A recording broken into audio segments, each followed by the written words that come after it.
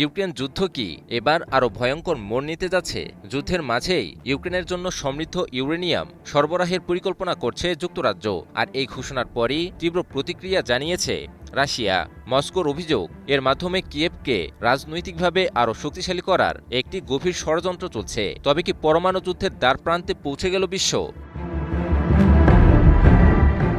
রাশিয়ার পররাষ্ট্র মন্ত্রণালয়ের মুখপাত্র মারিয়া জাখারোভা বলেছেন, যুক্তরাজ্যের এই উদ্যোগের পেছনে বাণিজ্যিক উদ্দেশ্যের চেয়ে রাজনৈতিক উদ্দেশ্যই বেশি কাজ করছে। তার দাবি, ইউক্রেনকে সমর্থন অব্যাহত রাখার বার্তা দিতেই এই পদক্ষেপ নিয়েছে লন্ডন। রাশিয়ার ভাষ্য অনুযায়ী এই সমৃদ্ধ ইউরেনিয়াম ইউক্রেনের পারমাণবিক বিদ্যুৎ কেন্দ্রের জ্বালানি তৈরির জন্য ব্যবহৃত হতে পারে। তবে ইউক্রেনের নিজস্বভাবে পারমাণবিক জ্বালানি উৎপাদনের সক্ষমতা নেই বলেই মনে করছে মস্কো। তাই তাদের ধারণা, এই ইউরেনিয়াম সরাসরি ইউক্রেনে না গিয়ে তৃতীয় কোনো দেশের জ্বালানি উৎপাদন কেন্দ্রে, সম্ভবত ওয়েস্টিং হাউসের কারখানায় পাঠানো হতে পারে। জাখারোভা বলেন, ব্রিটেন দাবি করেছে এই সরবরাহের সঙ্গে তেজস্ক্রিয় অস্ত্র তৈরির কোনো সম্পর্ক নেই। তবে তিনি জোর দিয়ে বলেন, সরবরাহ করা পারমাণবিক উপাদান যেন শুধুমাত্র বেসামরিক উদ্দেশ্যেই ব্যবহৃত হয় তা নিশ্চিত করা রপ্তানিকারক দেশের দায়িত্ব।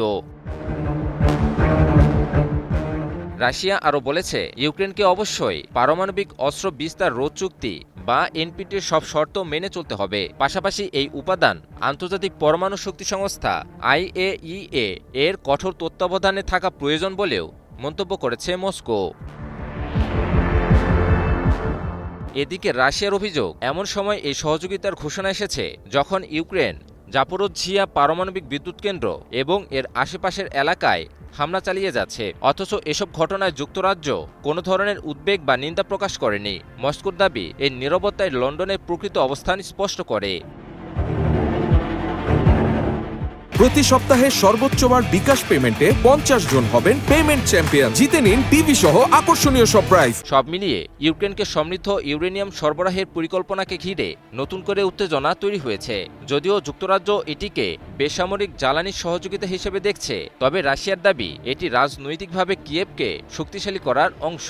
ফলে চলমান যুদ্ধের পাশাপাশি কূটনৈতিক সংঘাতও আরও তীব্র হওয়ার আশঙ্কা তৈরি হয়েছে। ইমন আলী, নিউজ 24।